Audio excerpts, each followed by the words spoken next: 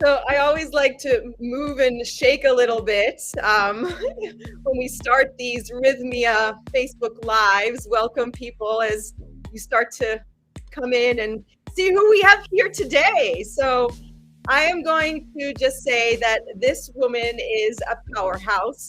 She wears many, many hats and is quite a talented, amazing holistic team manager at Rhythmia, which we're both not at now, right, Maiku? Yes, ma'am.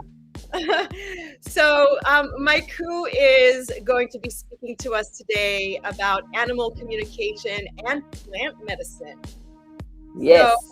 on that note, let's just give a little bit more moves. Like, what is this? That's a shaman call. That's when you hear that. It's a call where you come. It's like everybody gather around and everybody knows the call. That's the call. Love it. Love it. Love it. Yeah, all kinds of different sounds come out of me when I'm dancing or I'm on the medicine. And so one day I actually look forward for you kind of seeing what are those animals that come and dance through me. Yeah. Welcome, Maiku. Thank you so much. Happy to be here. Hi, P. Hi. Hey, everybody. Woohoo! Woo. So, Maiku, how did you get called, as you use the word the call? How did you hear the call to become an animal communicator? Well, that's a simple. It's a long story, but it's very simple. I lost my first dog when he was 5 years old, and I completely was like heartbroken. And I started to look if there just googling just information. Is there afterlife for the animals? And that's how I ran into it. Was over 20 years ago, some kind of a chat board, whatever they called back then, and there was people talking about losing a pet and the grief and all that. And so there somebody was writing about someone doing animal communication, and they got a lot of answers and a lot of healing through the animal communicator that talked with their pet. And I was like, this is crazy. This is something completely like boop, boop. But it got me interested because back then I was an airline mechanic. So I'm really, really, really from a rational thinking world. But it caught my attention and I started Googling animal communication, and that's how I end up reading and more, and never went back to the chat board. I ordered books about animal communication, and I decided at some point after reading them that I will be an animal communicator. It was so interesting, so cool. One of the, imagine that. What is the coolest thing in the world? You can talk to animals? Come on. So, how does it work? Like, give me maybe like share with us how do you communicate and bring the message to everybody or to your client? How does it work? Oh my God. There's like as many ways as us people, there are ways to do it, but it's simple. It's just your intuition. It's the same thing as being a psychic reader for people, but it's this, I'm just working with animals. Okay, I work some people too. It's like tuning with your intuition. It's everything, from emotions to smells, taste, touch, feelings in your body, all different things, thoughts, words. It's not okay. Let's put it this way. It's easier to almost say what is not. It's not telepathy. Or to a certain extent it is. Telepathy is a Greek word, comes from tele, long distance, and pathy, feeling. Telepathy for us people usually means mind reading. And that's what it's not. Nobody can read anybody's mind without the other person or animal or whoever you're reading allowing it. If you allow it, it's possible. We can practice mind reading with each other if we want to, and animals are usually pretty willing to share. But it's not like I can start reading whoever if they are not. Like people ask me, "Are you reading?" Somebody is walking their dog. First of all, it's ethically not right. But no, I'm not reading every animal and whatever. But it's just simple intuition. What I do, people send me a picture of their pet, and I intuitively tune. I look at the picture and then I put it away, and I intuitively tune in with that pet. Time, space, distance doesn't matter. Everything's energy. Wow, that's so powerful. So, along with being an animal communicator, you're also in the plant kingdom. And so, tell us about your journey with plant medicine and rhythmia. Oh my God, that started 2017 July, and I think just a week ago, I was looking at the picture of my first. I posted a picture on Instagram. First time going into ceremony 2017 July, and I'm smiling in my white clothes, and oh my God, if anybody would have told me back then what kind of a journey I'm gonna be going into, I would have said, "You guys are crazy." That started back then. So in the first week, like put in a nutshell, the plant took care of my anxiety, my panic attacks, my drinking. I lost 40 pounds of weight. I was a heavy set lady with a lot of anxiety and panic and drinking problem. That's like putting in a. And I came to Rhythmia as a guest speaker to teach animal communication with my partner, who on this long journey, we're not going to talk about that because I'm not going to cry now, but she passed away a year and a half ago. And everybody in Rhythmia also knows her. But oh my God, if somebody told me that I will become, that 2017, if somebody told me you will become a manager for the whole team, I will be like, okay, it sounds a little crazy. You know, Maiku, talking about animal communication, I know that in every ceremony that we have sat together, we are visited by a butterfly. Oh my goodness, that's a crazy story, by the way. It's good. It's a very good story. You want to share it? Every single time. Well, first of all, okay. Everybody who's watching, who's been in Rhythmia knows what is West Wing, and everybody knows where I sit. I sit on my seat in the West Wing. Every time the same seat. Years, always the same seat. And then Parashakti came to work in ceremonies, and she sat most of the times and many times next to me in the West Wing. And I said,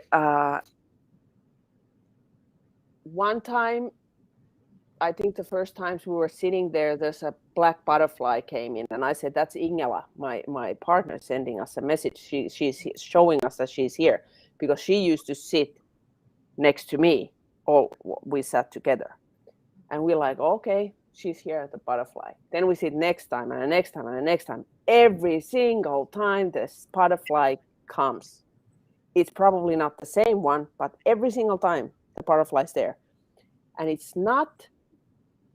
When I'm sitting alone, it's not always. But when we are both in ceremony, the butterfly's there. And by the way, I have to tell also the story about when there's a long story, but one part of the journey was I asked, why is P always sitting next to me?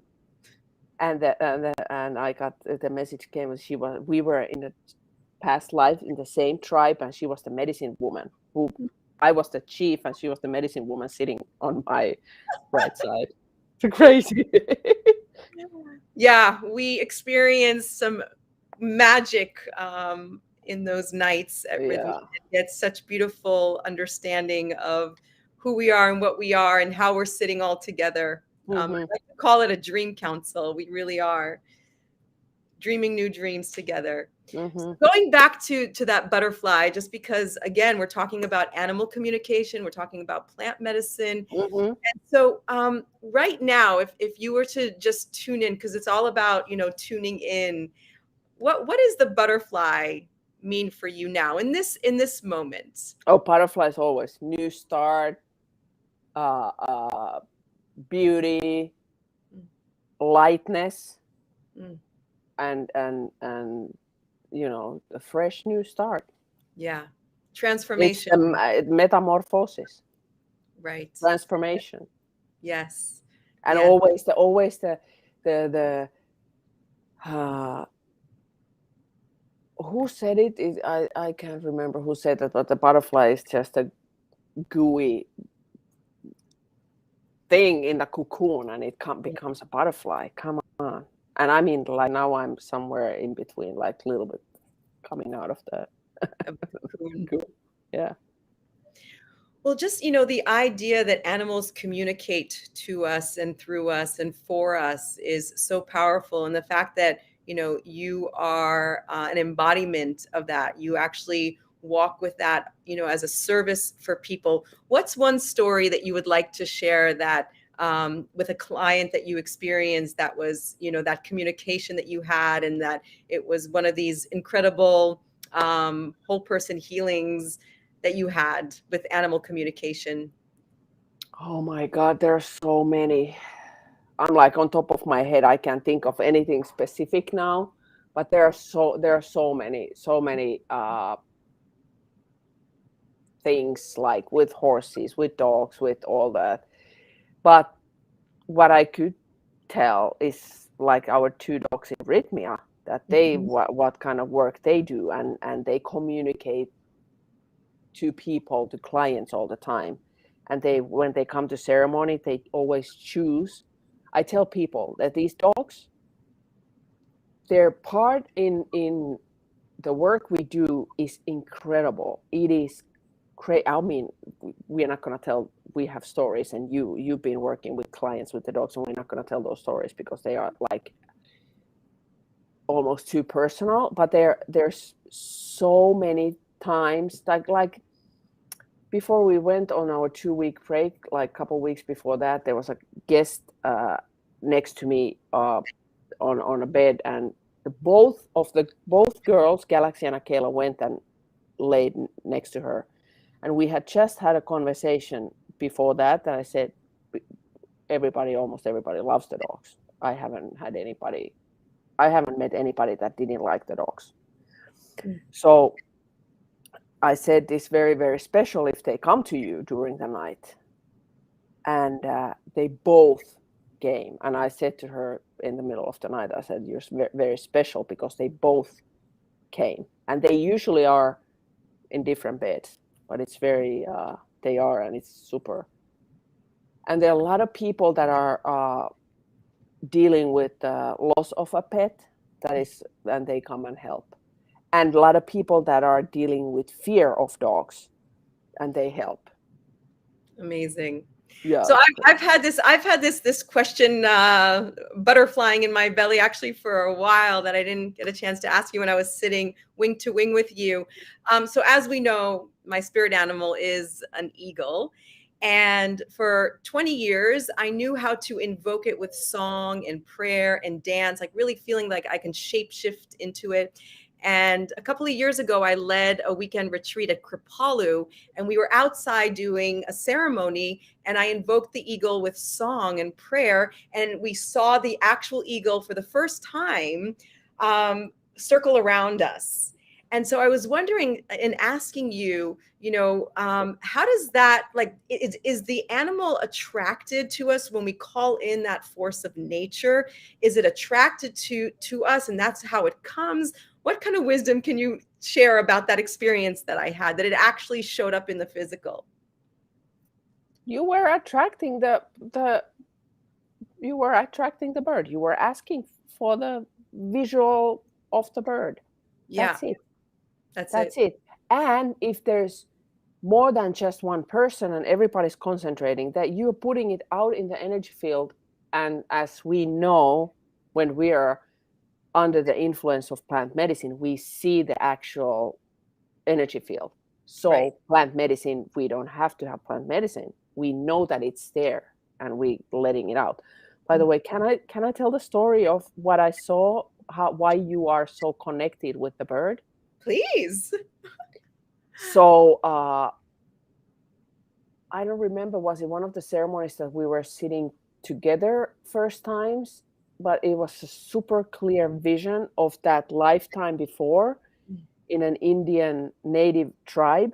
And Parashakti, Parashakti's mother in that lifetime passed away, and she was living with her father, the native guy. And he had to go and get food and hunt and do things like that. So he took the baby and took it to the mountain and put the baby in the eagle's nest to stay with the eagle mom. And then he went, and you were there in the nest, and that it made so much sense to me. Perfect sense. Why you're so connected with the bird. Well, talking about birth, my birth name, my coup, is Sigalit.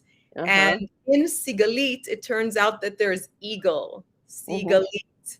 And so when I, Spirit was like, repeat your name like a mantra, your birth name. And when I did that and I got that, okay, it's full circle, the birth name has eagle in it. That's when I, just like felt it was like a stamp of, okay, this is really my higher guidance of a spirit animal. So very powerful. Yeah. Very powerful. This information that we get is crazy. And it's so, for me, it's completely true. Yeah. And this is what plant medicine showed me, because I've been teaching and doing animal communication from early 2000, and that's what was like underlined and confirmed and validated through the plant medicine, that you are doing the right thing. It is absolutely true, because obviously when you're doing something, you start questioning, can it be true? Am I just making it up? And all these different things. Clients validate it to me all the time, but still my own, like questioning, like, oh my God, can it be true and real and da da da da da? And then you get the answer, yes. And you see, like when the DMT portal opens and you see the nature and the grass and the trees and everything connected, you cannot unsee. Yeah. So, Maiku, I know that you actually have training programs, and you really teach people how, and you empower them to be able to communicate with their animals. As we start bringing our journey in the animal kingdom and plant kingdom to a closing, any advice or wisdom for people who are watching on how better to communicate with their animals? Be present. This is what my horse taught. This is a good closing talk. My horse taught me. She said, I wrote a book years ago. Unfortunately, it's not translated in English.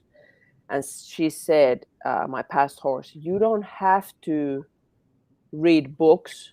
You don't have to do exercise, whatever, how to be present. Just be with me. Just come and be with me, and you learn how to be present, and just learn from the animal kingdom and see they don't worry about the phone bills, and they don't worry about grocery shopping and things like that. So they're always just there. Of course, we as human have to do certain things, but we can always go back to sitting with the tree.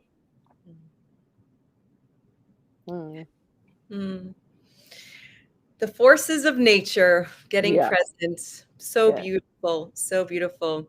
Well, you are a bottle of wisdom, and thank you for sharing. Always, always, always. And in this next couple of weeks that you're still now on vacation, are you seeing clients? Are you calling? I do have workshops. I'm teaching people online. I haven't really had time to concentrate with my clients, or so I haven't taken like a lot of new clients because I'm so busy at Rhythmia, and I made an oath with myself that I'm gonna put my life in service, and that's what it's been now. And I do have my students, and I do have my online workshops going on all the time. Most of them are in Finnish, but there are one basic course also in English. It's 4 weeks long distance through email. Beautiful. So that's what I'm doing, and now I'm in Chicago for 1 more week, and then back to the Rhythmia. Rhythmia opens tomorrow. Woo-hoo! Yeah, I think it's almost full week. We have always September rainy season break, and they're getting ready. People are arriving tomorrow. Amazing. And my crew is going to be back at Rhythmia September 25th. And if you are planning a trip to Rhythmia, I highly recommend sitting in the West Wing with the chief. Exactly. Just come over to her and do an animal sound, and that she'll know that you watched us. Yeah. Beautiful, beautiful. Thank you, thank you, thank you so much. Thank you, Pete. Thank you, everybody. Thank you, guys. See you soon in Rhythmia. Have a beautiful weekend, everybody. Mwah. Ciao.